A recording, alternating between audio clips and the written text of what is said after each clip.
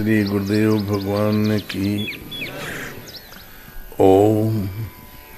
जय गुरुदेवम जय गुरुदेव।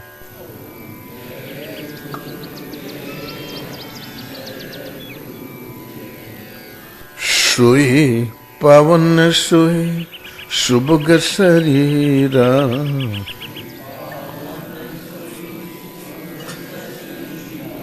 जो तन पाई भजिए रघुवीरा।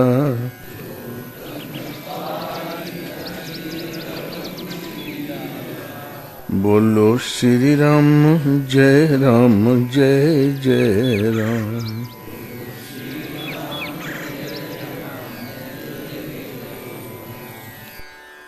ब्रह्मानंदम परम सुखदम केवलम ज्ञानमूर्तिम द्वंद्वातीतं गगन सदृशं तत्त्वमस्यादि लक्ष्यम्। एकं नित्यं विमलमचलम् सर्वधि साक्षीभूतं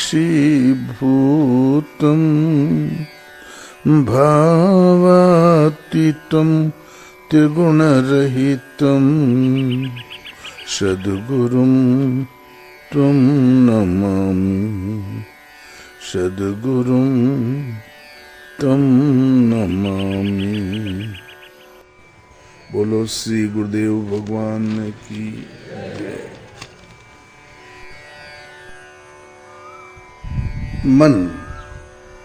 मन क्या है?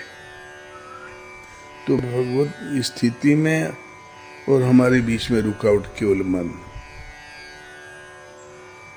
तो मन ही आपे जगत बना के ऊंच नीच तन पाया। मन ही स्वर्ग नरक भुगतावे, मन से आया जाया संतों, मन सबको भरमाया। विविध तरीके से महापुरुषों ने मन की परिभाषा दी है। संकल्प करने वाली परशक्ति का नाम मन है। संकल्प के बाद चिंतन चलने लगता है, मंथन चलने लगता है। तो चिंतन करने वाली परशक्ति का नाम चित्त है। चिंतन करते करते किसी निश्चय पर पहुंच गए तो निश्चय करने वाली जो शक्ति है अंतःकरण की, उसका नाम बुद्धि। निश्चय के अनुसार काम हो गया तो अहंकार। हमने ये किया, हमने वो किया, हमने वो तीर मारा, वहां ऐसा किया। बोले सर आपकी बुद्धि का कोई जवाब नहीं, फिर तारीफ करने वाले तो पीछे लगी जाते हैं। तो मन बुद्धि चित्त अहंकार ये चतुष्टय अंतःकरण कहलाता है। अंतराल में करने वाले कार्य करता है। और बाहर 5 ज्ञानेंद्रिय, 5 कर्म इंद्रिय। तो मन के हारे हार है, मन के जीते जीत, पर ब्रह्म को पाइए मन ही की प्रतीत। मन के हारने से तुम्हारी हार है, मन के जीतने से तुम्हारी शाश्वत विजय है, सदा रहने वाला धाम है। पार ब्रह्म को पाना है तो मन में विश्वास पैदा करो। पार ब्रह्म को पाइए मन ही की प्रतीत। मन लोभी, मन लालची, तो मन चंचल, मन चोर। जो मन पर यशवार है वो ही संत सिरमोर। वो संतों का सिरमोर है। संतों में महासंत है जो मन पर ईश्वर है।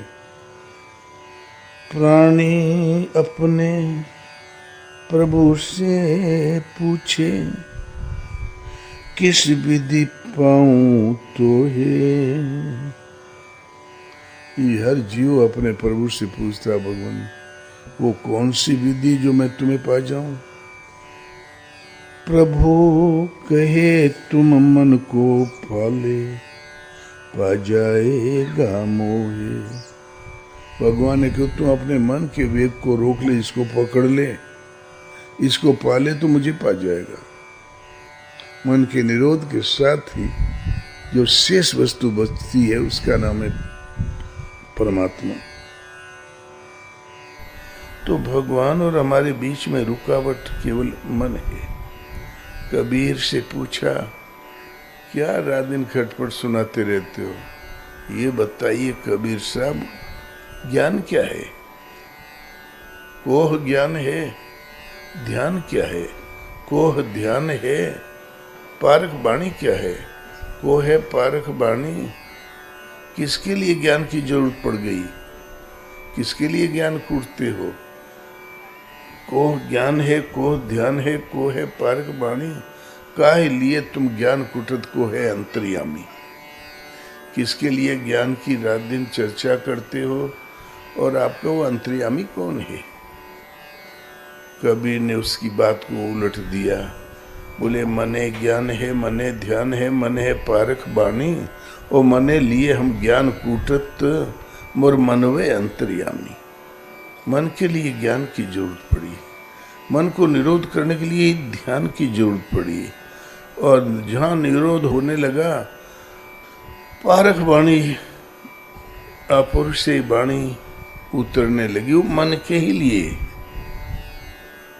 और मन के लिए हम ये निरंतर ज्ञान की चर्चा करते हैं कि मन भटक न जाए राह से। मने लिए हम ज्ञान कूटत हैं। मन का कोई भरोसा नहीं कब भटक जाए। और मनवे अंतर्यामी, और मेरा मन ही जब निरोध हो गया तो शांत सम मन में वो परमात्मा प्रसारित हो जाता है। फिर मन मिट जाता है, मन की जगह पर परमात्मा प्रसारित हो जाते हैं। मनवे अंतर्यामी। मन से इंद्रियों का सद जाना शील कहलाता है। शील का तो झेलम पहन लो, जो पूरा वस्त्र पहनते हैं जिसमें गोलने लगे दया का वक्तर। गीता में भगवान कहते हैं, यज्ञ की पूर्ति में प्राणों की गति पर जब विराम लग गया, अंतःकरण की हलन चलन पर जब विराम लग गया, इसका नाम है प्राणायाम। इस प्राणायाम के सत्य ही ये मन की निरोधावस्था है। हलन चलन मन में होती है। तो यज्ञ सृष्टा मृत भुजे याम तो ब्रह्म सनातनम। ये प्राणों की गति पर विराम लगाए चित्त की निरोधावस्था है। इस निरोध के साथ ही यज्ञ जो अवशेष छोड़ता है वो है ज्ञानामृत, अर्थात अमृत का ज्ञान।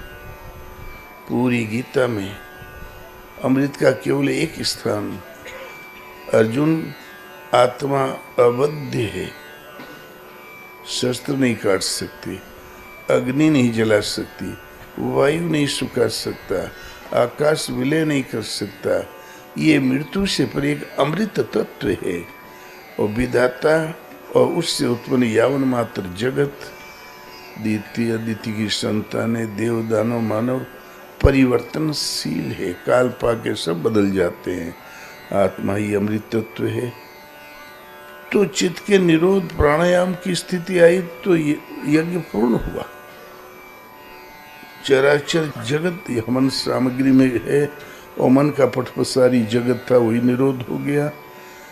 तो यज्ञ जो अवशेष छोड़ता ज्ञानामृत, उस अमृत तत्व आत्मा का प्रत्यक्ष दर्शन और जानकारी। देखा ही नहीं तो ज्ञान कैसे होगा? उस ज्ञानामृत को पान करने वाला योगी सनातन ब्रह्म में स्थित हो जाता है। आत्मा सनातन है, ब्रह्म सनातन है। करने का अधिकार किसको है? ब्राह्मणों को है कि ठाकुरों को है कि इंडियन को है कि यूरोप वालों को है? करने का अधिकार किसको है?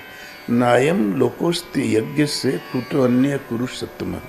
यज्ञ रहित पुरुष के लिए दोबारे मानव तन भी सुलभ नहीं है, तो भला परलोक कैसे सुलभ होगा? अर्थात जिस यज्ञ का परिणाम अमृत का भोजन सनातन ब्रह्म में स्थिति मिलना है, वो करने का अधिकार उन सबको है जिससे मानव तन मिला है। कबीर की तरह लहर ताराम फेंका मिला हो, जिंदे हो तो काम चलेगा। तुलसी फेंक दिए गए थे, जिंदे है तो काम चल गया, अमृत को पा गए। भरद्वाज ऋषि बक्से में बहते हुए मिले थे, वरुण ने पाला, महाराजा भरत ने गोद लिया, राजपाट छोड़ के ऋषि हो गए। अब ये बताओ, जो बक्से में फेंका हुआ है तो किस खानदान का बता सकते हो? सिंह ऋषि मृगों की झुंड में पड़े मिले। संत की जात होती नहीं, संत की जातन पूछ गंवारा, पूछे जाति पाप बड़ होई, जन्म जन्म नहीं हो तो बारा। इसलिए कह पुरुषोत्तम निर्भय हो जा, मुक्ति जगीरी पाई। मुक्ति की जागीर तुम्हें सुलभ हो गई। बीच में रुकावट थी तो मन। भगवान कृष्ण कहते हैं, ये वो तेरे जिते सर्गो, ये शाम शाम में स्थितम मन, निर्दोषम ही समम ब्रह्म, तस्मात् ब्रह्मणि ते स्थितः। उन पुरुषों के द्वारा जीवित अवस्था में ही संपूर्ण संसार जीत लिया गया, जिसका कि मन समत्व में स्थित है। तो मन के समत्व में स्थित होने से संसार जीतने में क्या संबंध है? तो निर्दोषम ही समम ब्रह्म, वो ब्रह्म निर्दोष और सम था, इधर इसका मन भी निर्दोष और सम की स्थिति वाला हो गया, इसलिए वो ब्रह्म में स्थित हो जाता है। ये भगवत पथ में रुकावट थी तो मन। तुलसी कहते हैं, जो निज मन परिहरे विकारा, तो कत द्वेत जनित संस्कृति दुख, संशय शोक अपारा।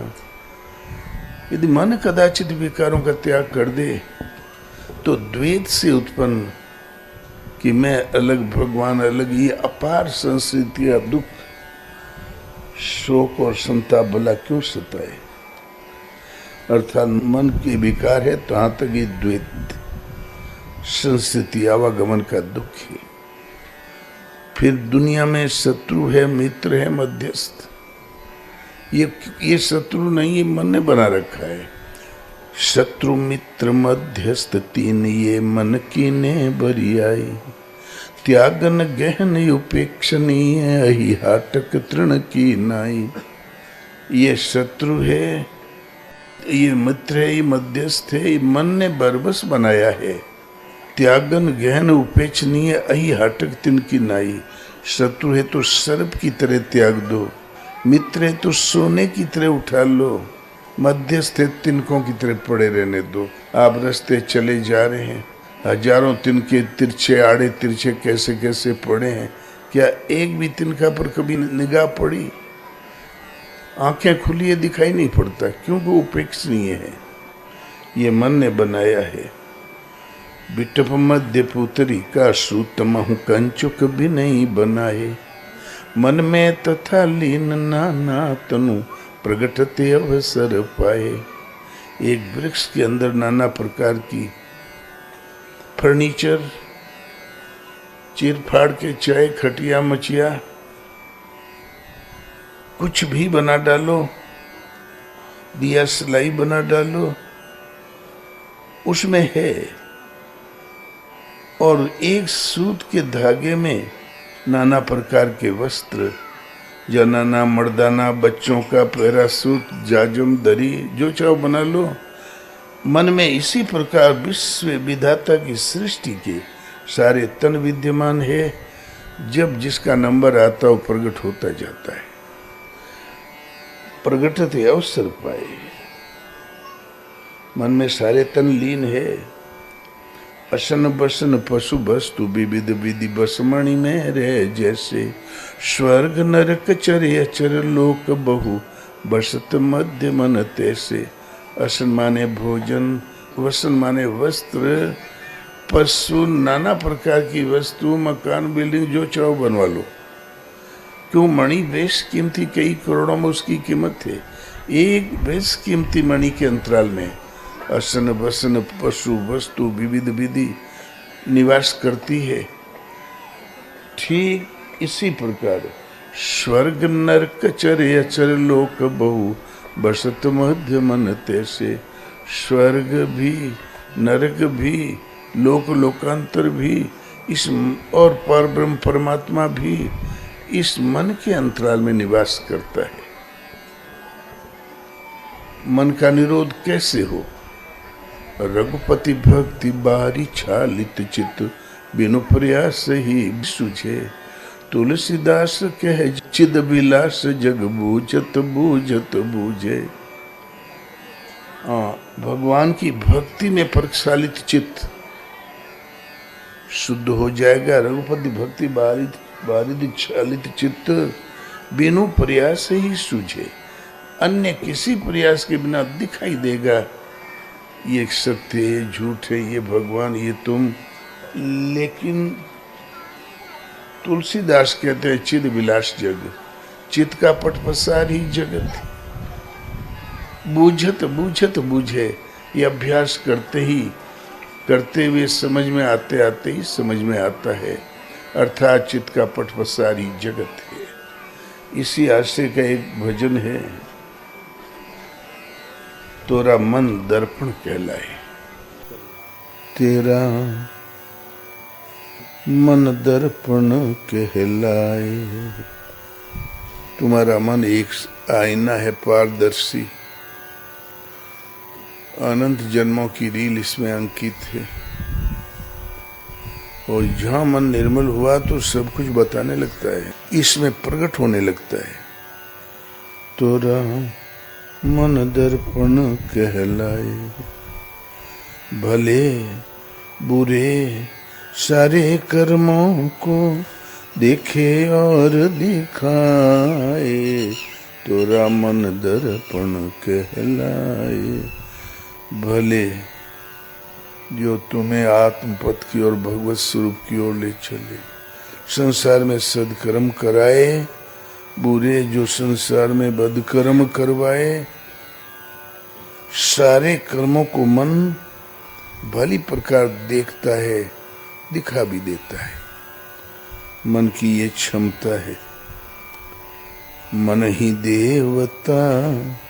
दुर्योधन ने कहा, गोविंद, जब जांघें टूट गई, किसी लायक नहीं रह गया, तब बोला, केशव,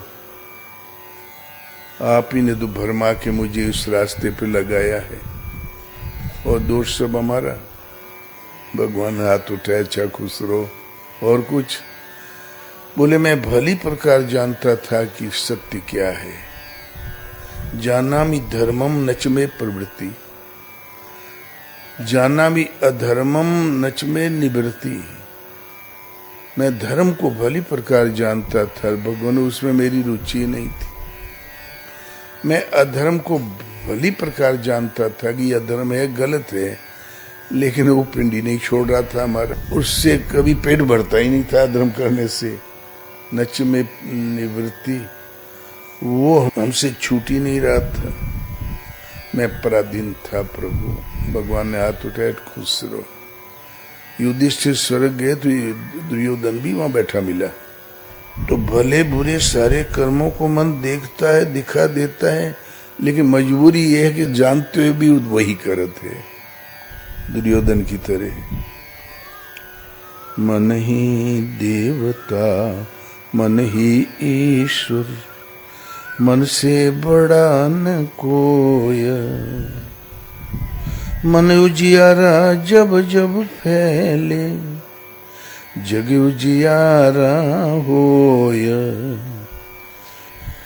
इस उजले दर्पण में प्राणी धूल न जमने पाए। तोरा मन दर्पण कहलाए।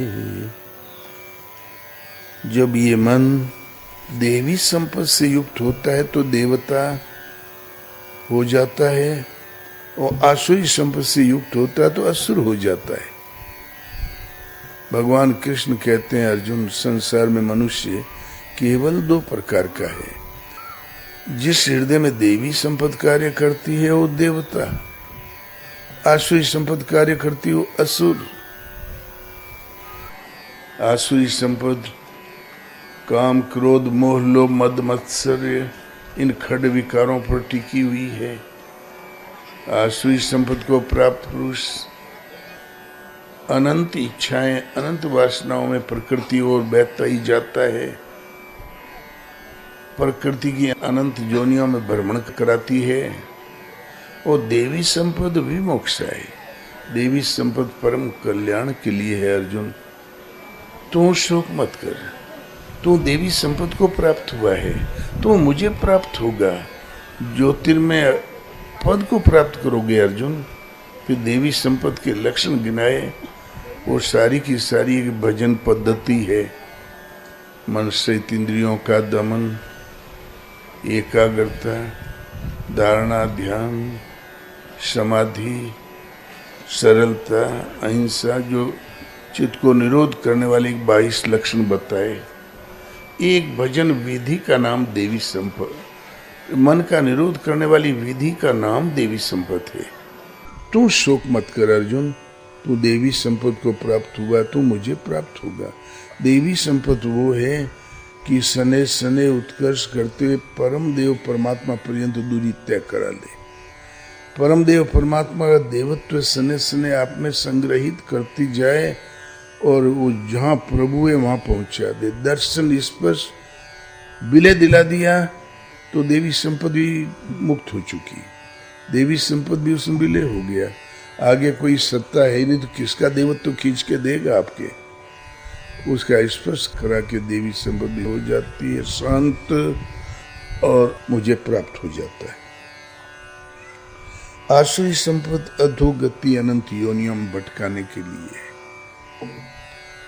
मनुष्यों के स्वभाव दो प्रकार के होते हैं, देवताओं जैसा, असुरों जैसा। जिस हृदय में देवी संपद कार्य करे देवता, आसुरी संपद कार्य करे असुर। एक सगा भाई असुर, दूसरा देवता हो सकता है। इसी आस से कोई प्रकट करते हैं, मन ही देवता मन ही ईश्वर। जब देवी संपद से युक्त होता है तो देवता, और देवी संपद का अर्जुन की तरह भली प्रकार पालन करता चला गया। अर्जुन, तू देवी संपद को प्राप्त हुआ तो मुझे प्राप्त होगा। पालन करते हुए परम देव परमात्मा का दर्शन स्पर्श और प्रवेश पा गया तो जानत तुम्हें हो जाई। उन्हें जानकर वही हो गया, सेवक सदा के लिए हो गया, स्वामी शेष बच रहा। तो मन ही ईश्वर। इस दुनिया में मन से बड़ा कोई है ही नहीं। मन से बड़ा न कोई। मन में एकदम तो प्रकाश आएगा नहीं। ईश्वरीय प्रकाश जो जो देवी संपद हमें मिल भी गई, साधना मिल गई सदगुरुओं से, तो जो जो हम अभ्यास करेंगे तो हमें सने सने बढ़ेगी ना प्रकाश। तो मन उजियारा जस जस फैले, जग उजियारा होय। जैसे जैसे मन में ईश्वरीय प्रकाश का उत्कर्ष उत्थान होता जाएगा, फिर उसके सामने जग उजियारा होए। जेहि जाने जग जाई हेराई, जागे जथा स्वप्न ब्रह्म जाई। जगत ही ईश्वर में हो जाता है।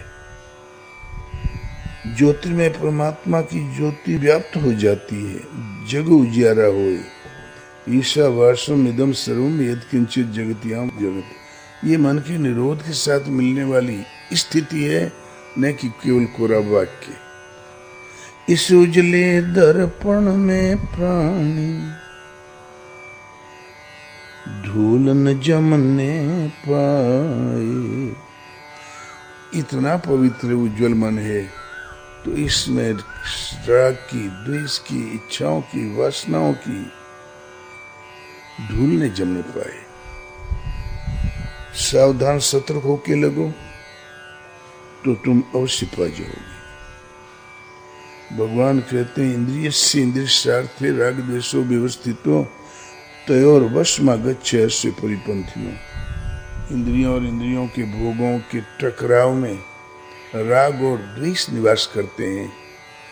इनके वश में नहीं होना चाहिए अर्जुन। यही तुम्हारे परिपंथी दुर्जय शत्रु है। जहाँ राग द्वेष बीच में आई गए तो धूल जम गई माया की। इस उजले दर्पण पे धूल न जमने पाए। जब कभी सुख होता है तो मन प्रफुल्लित हो जाता है, दुख होता है तो चेहरा लटक जाता है। ये आए दिन की घटना है। तो सुख की कलियां दुख के कांटे, मन सबका आधार। मन से कोई बात छिपे ना, मन के नयन हजार। जग से कोई भाग ले चाहे, मन से भाग न पाए। तोहरा मन दर्पण कहलाए। सुख की कलियां, जहाँ जीवन में सुख आता है तो मन प्रफुल्लित हो जाता है। दुख के कांटे जब कांटे बीत जाते हैं, क्या बताएं, मेरा प्रमोशन रुक गया। पुलिस वाले तो यही कहते हैं। मेरे लाइन पे आई हुई बात 1 नंबर से काट दिया, हमारा भर्ती नहीं हुई।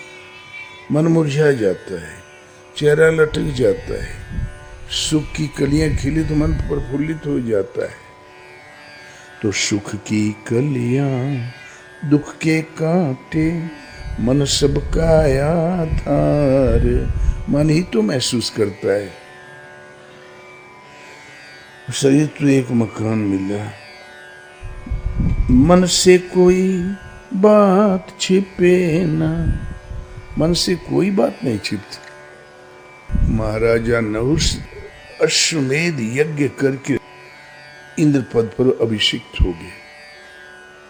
प्रभुता पाई काई मद नाई गरमा गए कि इंद्र कुबेर वरुण सब दंडवत कर रहे हैं मुझे। तब बोले, पूर्व इंद्र की सच्ची नारी कहाँ है? देवी। बोले वो अपनी महल में है। देवेंद्र कहाँ? बोले तपस्या करने चले गए। देवता जब लुट जाते तब तपस्या बढ़िया करते हैं। जब राक्षसुरों ने मार के भगाया तब पाही माम शरणागतम की लाइन लगा दिया। और जब तक सुख मेरे एक को बार नहीं कहा कि भगवान पाही माम। हमें लागे तो दुख ही बढ़िया है ना, और कुछ नहीं। तब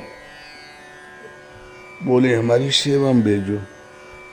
सची देवी ने कहा, गुरुदेव लगता कोई सिर फिरा मृतलोक से आ गया, उसे मर्यादा का कोई ज्ञान नहीं है। बृहस्पति ने कहा, निश्चिंत रहो देवी, उससे केवल इतना सा कह दो कि ब्राह्मणों की पालकी में बैठ के आवे मेरे पास, मैं सेवा में प्रस्तुत हो जाऊंगी। बहुत खुश हुआ, उछल पड़ा नहुष। इंद्र पद पर इंद्र है इस समय, जल्दी ब्राह्मण लाओ। तो ब्राह्मण अरब में तो मिलेंगे नहीं, जब मिलेगा मौलवी। यूरोप में मिलेंगे तो पोप पादरी। ब्राह्मण कहाँ मिले? फिर काशी में नंबर लग गया। अब शुक्ला तिवारी पहाड़ी जी सब लाद के चले गए स्वर्ग, पालकी ढोने लगे। उस समय ब्राह्मणों की नामावली नहीं थी। उस समय फुले, पुलस्त्य, अगस्त्य, अत्रि, नारद, वाल्मीकि, यही ब्रह्म ऋषि थे। वशिष्ठ, सब सप्तऋषि समेत। सप्तऋषि मनु के भाई थे। जन्म तो क्षत्रिय कुल में हुआ, चिंतन करके ब्रह्म ऋषि हो गए, ब्राह्मण हो गए। महाराजा ऋषभ देव चौथी पीढ़ी में हुए मनु की, जो 24 अवतारों में से एक अवतार कहलाए। उनकी सृष्टि उन्हीं की थी। ये तो 100 लड़कों में बांट दिया। बड़े भाई को चक्रवर्ती होने का नशा चढ़ा,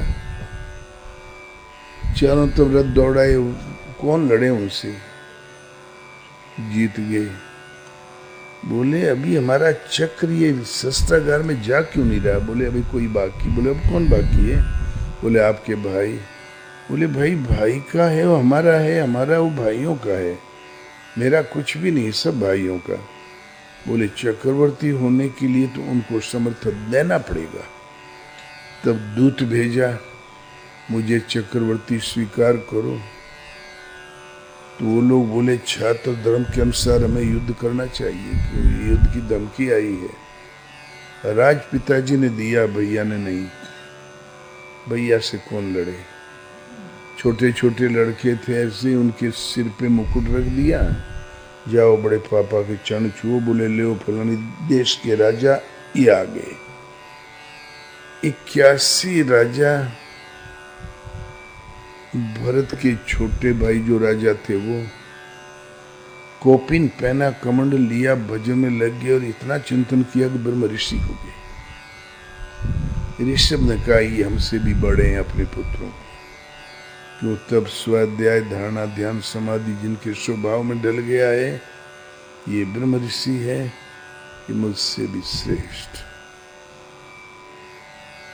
इन्हीं को पकड़ लिया, पालकी में जोत दिया। सची देवी ने दूसरा आदेश भेजा, 1 महीना पूरे स्वर्ग में आप इस पालकी से भ्रमण करें, लोग देखते लें कि आप कितने प्रभुता संपन्न हैं, तब मैं आपकी सेवा में उपस्थित हो जाऊंगी। अन्यथा लोग कहेंगे सची देवी ने किसी साधारण की सेवा किया है। आप अपनी प्रतिभा का परिचय दीजिए। जब मोह घेर लेता तो बुद्धि भ्रष्ट हो जाती है। जालसाज जी को नहीं समझ पाया, नहुस लगा स्वर्ग में घूमने। 1 महीना आज पूरा हुआ, रथ सची देवी के महल की ओर घूमा, तब चाल धीमी प्रतीत हुई। चाल तो रोज उन महापुरुषों की वही थी। अब सोचा कितना जल्दी जाई और सची देवी के देख लई कैसन है। सरप सरप करके 1 लात मारा अगस्त को। क्या मुर्दों की तरह चलते हो, सटासट चलो ना। सरप सरप करके लात मारा। अगस्त बोले जाओ बेटा अब तुम सरप ही हो जाओ। वो अजगर हो गया, लड़खड़ा के गिरा पालकी से। वो महापुरुष भजन करते हुए अपने घर चले आए। आने लगे तो रोया, बोले अरे हमसे महान भूल हो, आप तो करुणा सागर है, दया सागर हैं, मुझ पे कृपा करें, मेरा उद्धार कैसे होगा। बोले राजन श्राप तो मिल चुका है, उद्धार कैसे होगा? जब तुम ब्राह्मण की महिमा सुन लोगे तब उद्धार हो जाएगा। ब्राह्मण की महिमा कौन सुनाएगा? सृष्टि में कोई जीवित नहीं है जो ब्राह्मण महिमा ठीक ठीक जानता हो। आज ये बात सत्यों की है। तब के लोग भी ब्राह्मण की महिमा बताने वाला कोई नहीं था।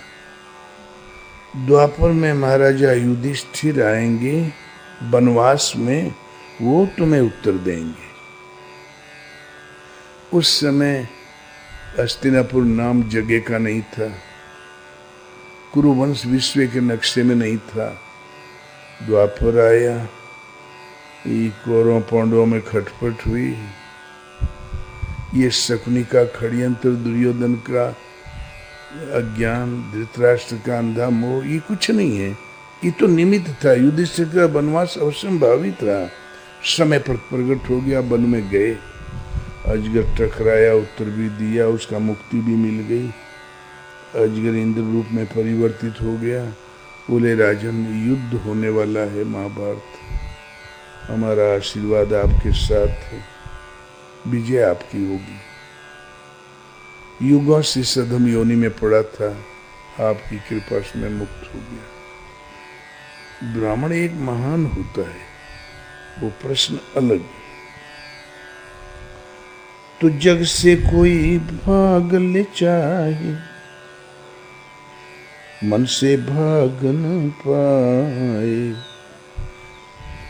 मन में अंकित वो संस्कार तब का 2 युगों पहले जो घोषणा हो गई थी, 2 युग बाद युधिष्ठिर इत्यादि विश्व के नक्शे में कौरव पांडव आए, वनवास भी हुआ। ये वनवास पूर्व की कमाई थी युधिष्ठिर की, ये मन में अंकित संस्कार था। मन में अंकित संस्कार हर हालत में प्रकट होता है, सामने आता है, भोगना पड़ता है। मन से कोई नहीं भाग सकता, मन से भाग न पाए। जग से भाग के तुम यहां लेके भाग के मद्रास में टिक जाओ, कोनो बात नहीं, अरब चले जाओ, कोई बात नहीं, लेकिन मन कहीं नहीं भागता। मन से कोई नहीं भाग पाता। शरीर की दौलत इतनी है, जब तक उभाड़ पर है, और जहां ढलानी आई ना तो दौलत गई, वो तो कट रही है अब दौलत।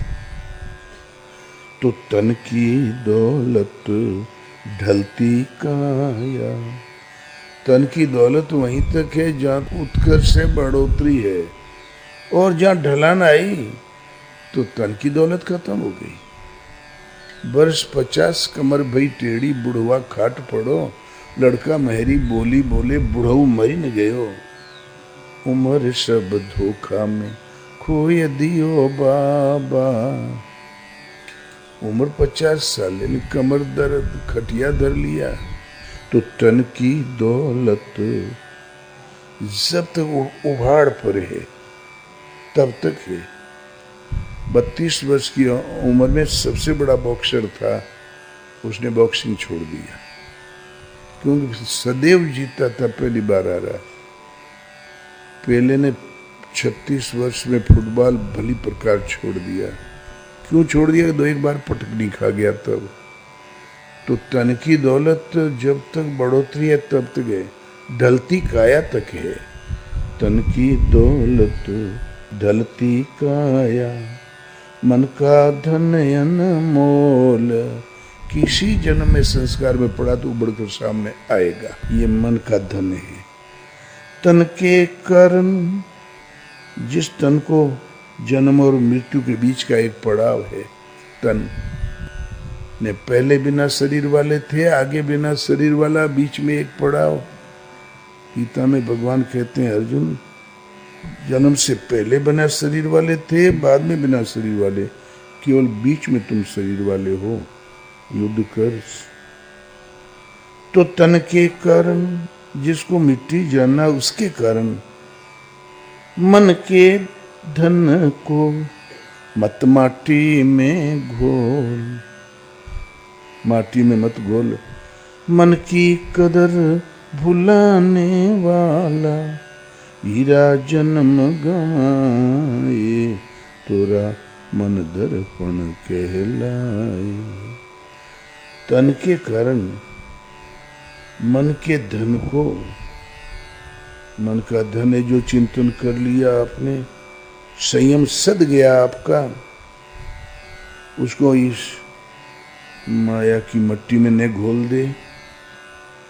मन की कदर जिन्होंने भुला दिया, उन्होंने हीरा जन्म गमाए। तेने हीरो सो जन्म गमायो, भजन बिनु बावरू। और सब योनियां भोग भोगने के लिए है। नवीन साधना करके नवीन संस्कार अर्जित नहीं कर सकती। जन्म और आयु के दिन पूरा करो और मर जाओ। देवता उन्नत स्थिति के हैं, लेकिन नवीन साधना करके मोक्ष प्राप्त नहीं कर सकते। इसलिए मोक्ष के लिए उनको मानव तन चाहिए। तो ये सुर दुर्लभ सदग्रंथ निगावा, देवता भी इससे आशावान है। प्रभु एक दिन तो स्वर्ग का समय पूरा होगा, जाना ही पड़ेगा, तो हमें दुर्लभ मानव तन मिले। देव दुर्लभ आपको उपलब्ध है तन। तो मन की कदर भुलाने वाले, मन के संयम को जिसने भुला दिया, तो हीरा जन्म गमाए। हीरा जैसा दुर्लभ मानव तन मिला। मनुज देह सुर साधु सराहत सो सने सी पी के। भगवान के चरण कमलों में जो सने है, इसकी वजह से सरना है। नींद भय भूख प्यास सब ही के, ये तो हर योनि में है। एक विशेष वस्तु तो भगवान के चरणों में प्रेम करने की क्षमता। इसलिए तन की मन की कदर भुलाने वाले, मन के संयम को खो दिया, भुला दिया। ये जो हीरा तन मिला है, रतन तन मिला, दुर्लभ मानव तन मिला है, व्यर्थ में चला गया, जैसे मिला ही नहीं था। हीरा जन्म गमाए तोरा मन दर्पण कहलाए। महाभारत के मुहाने पर एक भी मरा नहीं, सारी फौजें इधर उधर खड़ी। अर्जुन को भगवान ने गीता का उपदेश दिया। बोले भगवान बातें तो बहुत सुन लिया, हम प्रत्यक्ष देखना चाहते हैं। बोले देखो। तो विराट रूप दिखाने लगे। अर्जुन तब भी नहीं देख सका। बोले इन आंखों से नहीं देख सकते अर्जुन, लियो मैं दृष्टि देता हूं। जहां दृष्टि मिल गई, भगवान तो सामने खड़े ही थे, नहीं थी तो आंखें नहीं थी, वो मिल गई। लगा डुब डुब कांपने, ज्वर सा चढ़ाया, रोमांच हो गया, लड़खड़ाई आवाज में लगा स्तुति करने। तुम अक्षरम परमम वेदितव्यम, आप परम अक्षर हैं, अविनाशी पुरुष हैं, जानने योग्य परम देव हैं। लगा स्तुति करने। गोपनीय धर्म के रक्षक हैं, आप सनातन पुरुष हैं। 15-16 श्लोक तक तो स्तुति ही करता रह गया। फिर भगवान के विराट रूप में ब्रह्मा विष्णु महेश सब देवता उसमें दिखाई पड़े। असुर दिशाओं में भागते हुए दिखाई पड़े। देवता ऋषिगण स्तुति करते हुए दिखाई पड़े।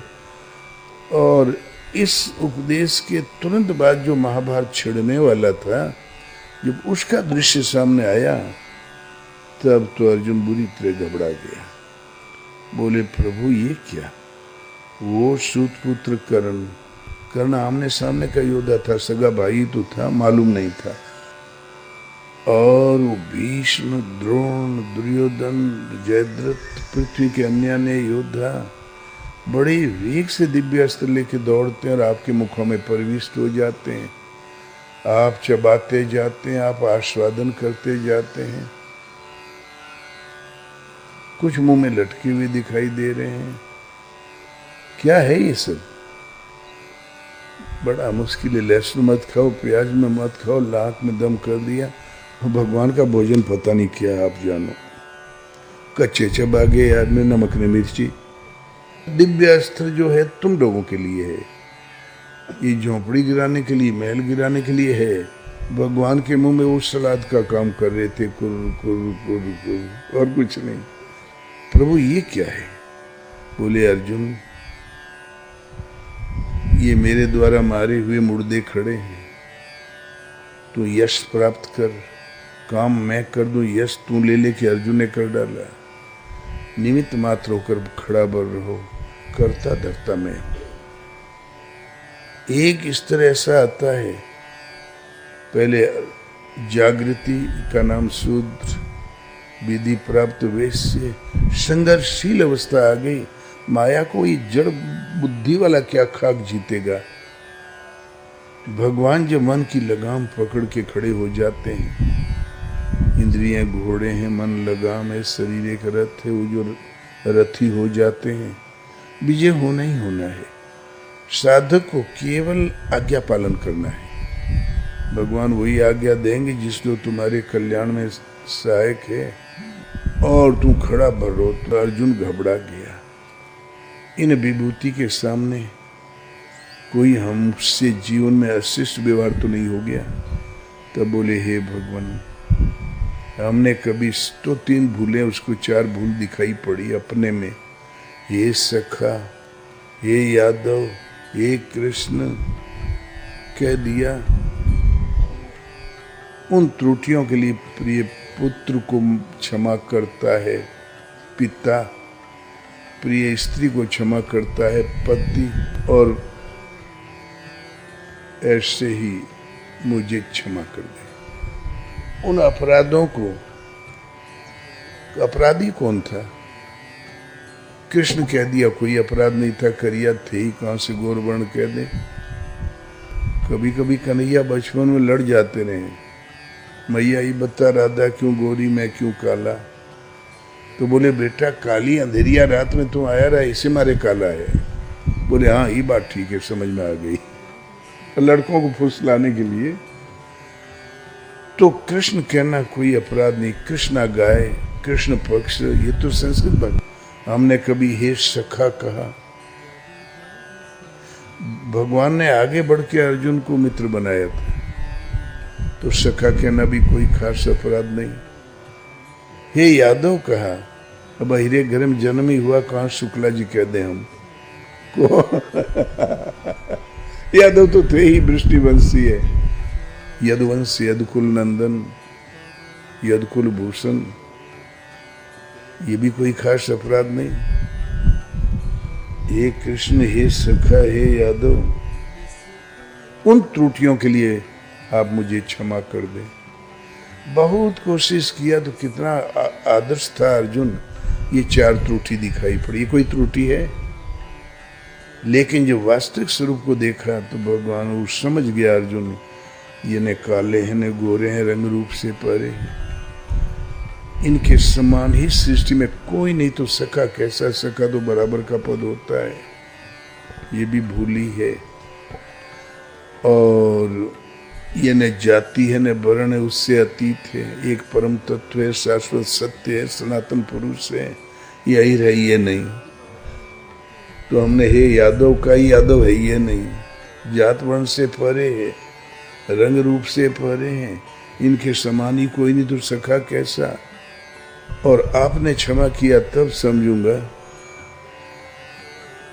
जो मुझ भयभीत को आप सौम्य स्वरूप में आवे और सांत्वना दे। तुरंत भगवान सौम्य स्वरूप में आ गए, सांत्वना दिया, उसने क्षमा मांगा, क्षमा मिल भी गया। जब कृष्ण कहना अपराधी तो भगवान का भजन कैसे करें? हमें वैसे ही करना जैसे भगवान ने करने के लिए कहा। ओम एतिकाक्षरम ब्रह्म व्याहरण मामनु स्मरण। ओम अक्षय ब्रह्म का परिचायक है, इसका जाप कर, मेरे स्वरूप का ध्यान धर। अभ्यास जहाँ थोड़ा उन्नत हुआ, तजन देहम तो याति परम गति।